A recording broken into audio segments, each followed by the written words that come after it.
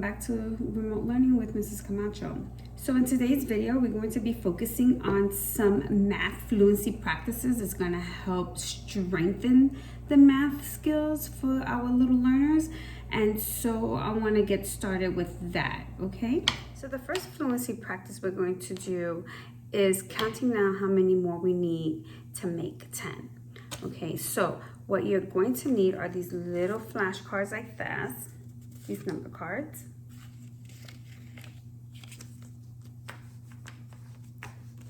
And I actually got these for free on Teachers Pay Teachers. You'll be able to find them. They're called 5 group flashcards, and you just type it in. They're free, download them, and you have them. Or you can just simply make them by cutting out sheets of paper like this and coloring circles to match the numbers in the 5 group way. Okay, so let's get started.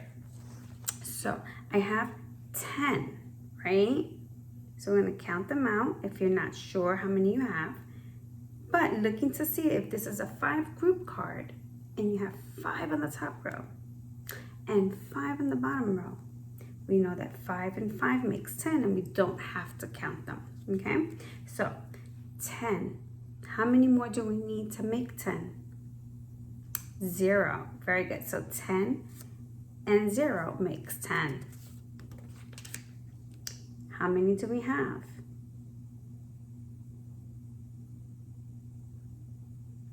If you said 9, you are correct. So 9, we have 9 here. How many more to make 10? Great. 9 and 1 more makes 10. How many do we have here? 8. How many more to make 10? 8 and 2 more makes 10. How many do we have here?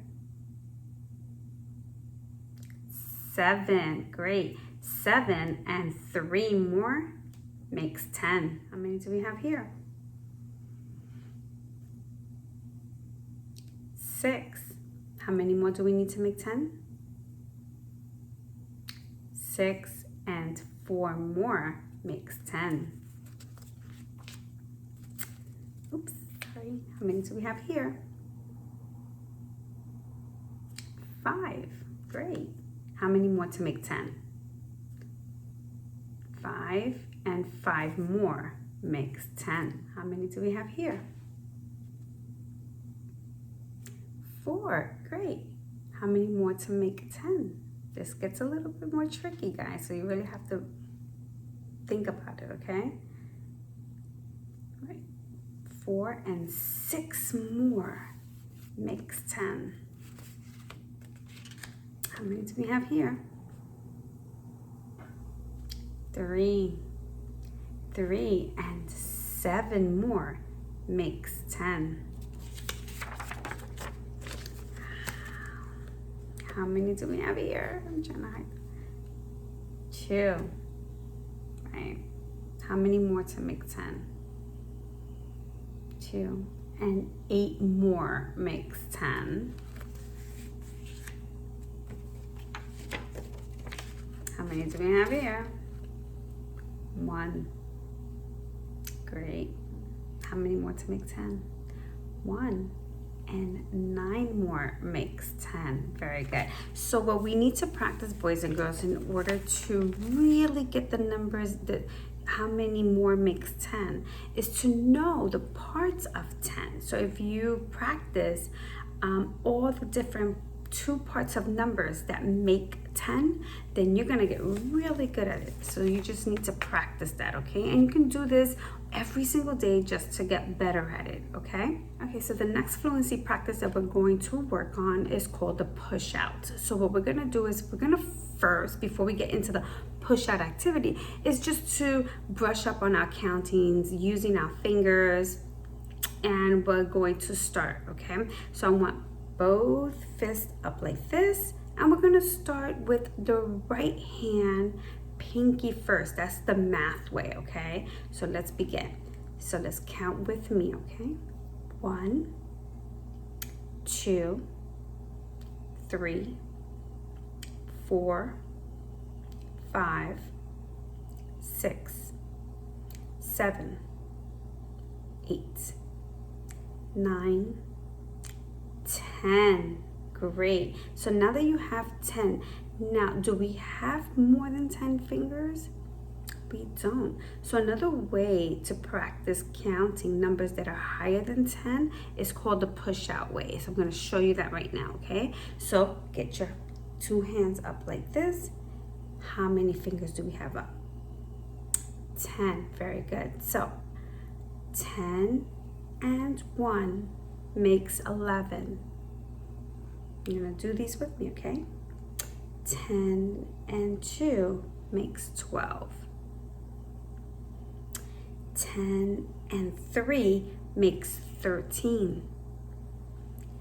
10 and 4 makes 14. 10 and 5 makes 15. 10 and 6 makes 16. 10 and 7 makes 17. 10 and 8 makes 18. 10 and 9 makes 19. 10 and 10 makes 20. Okay, so now I am going to do it and then you're going to say the numbers, okay?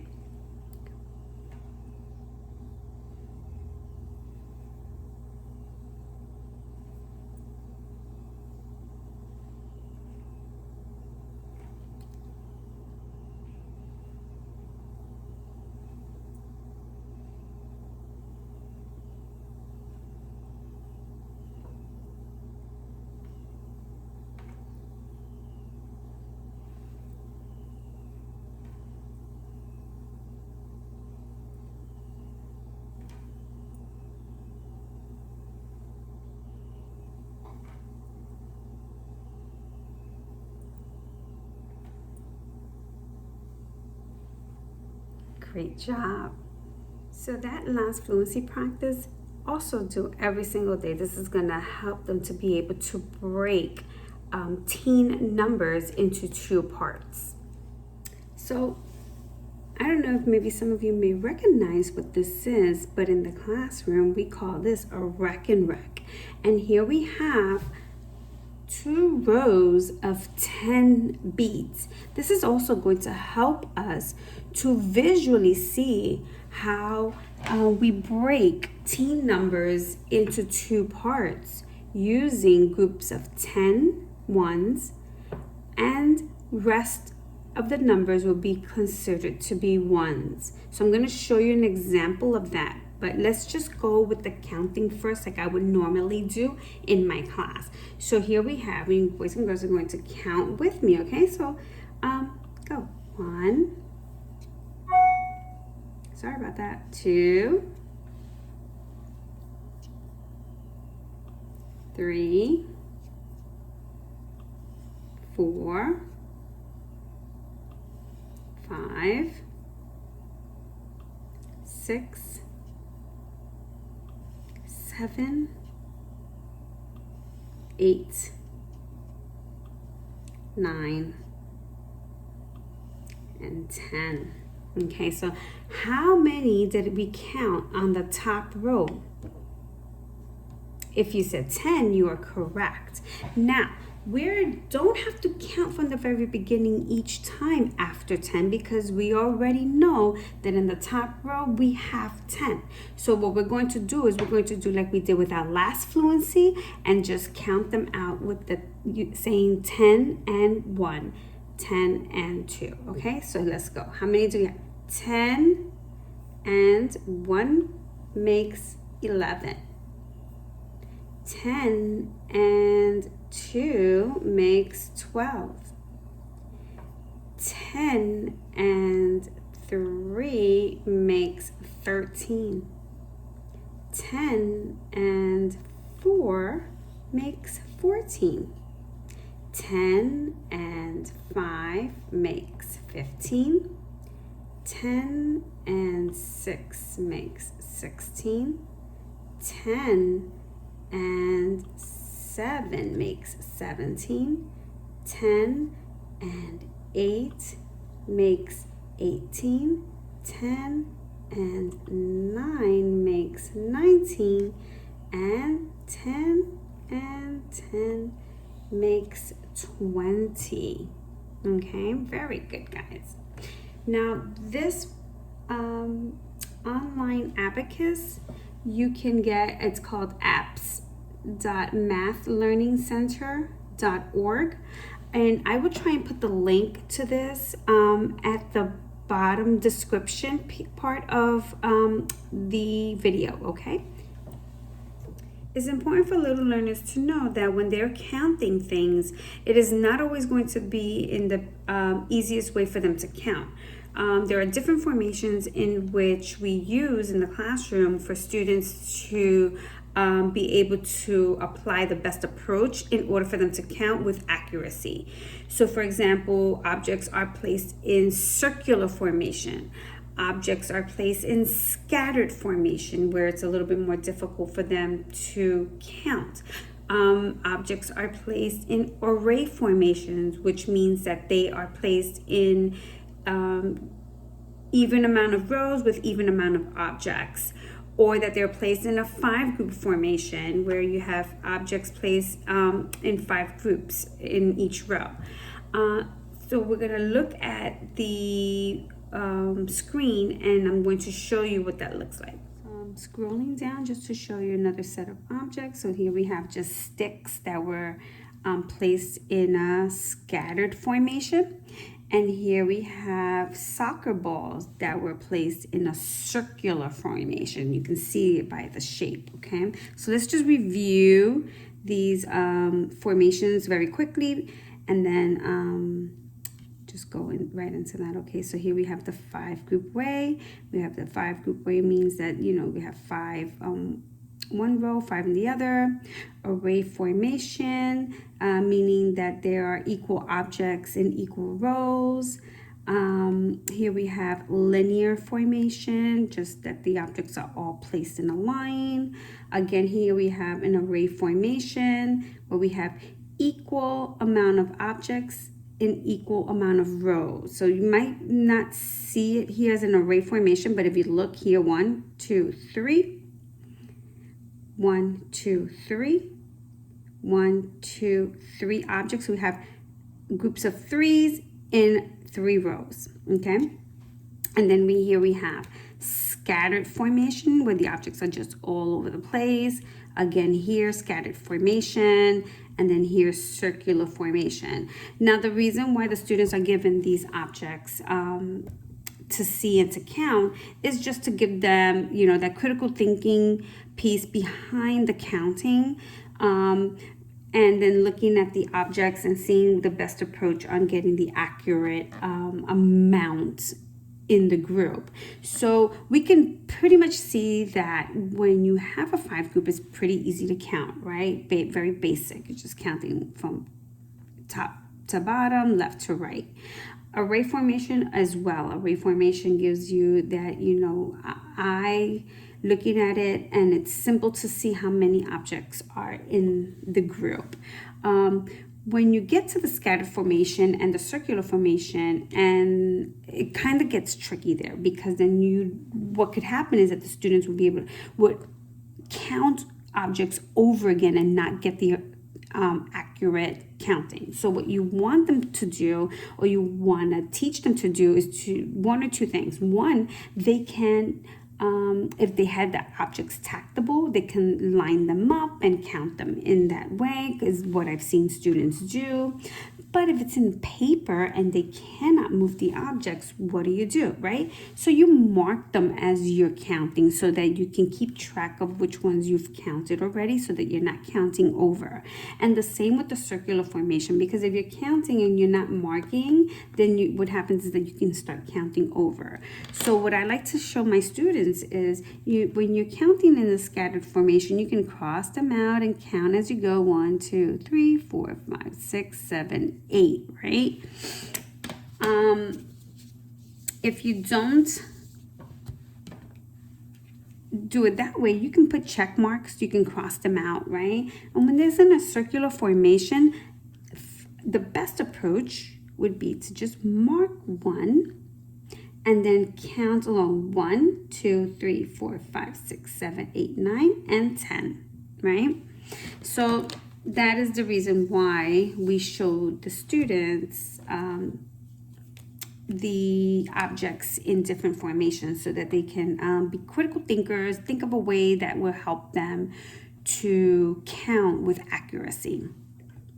Okay, so moving along into today's lesson and looking at the problem set, I'm just going to give you a quick example of one of them so that you'll be able to complete the rest, okay? So let me just, all right, all I did was put a protective sheet over my screen and using the dry erase marker, something you can probably do at home if you have it. Anyhow, so here we have, the directions are, so here we have the worksheet for today, and let us continue.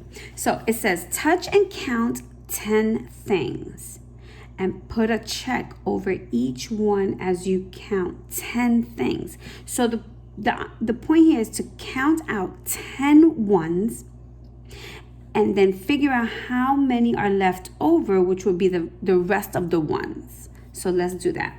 So here we're going to count out 10 ducks, and they want us to put a check mark over the 10 ducks just to mark them off. Okay, so let's do that.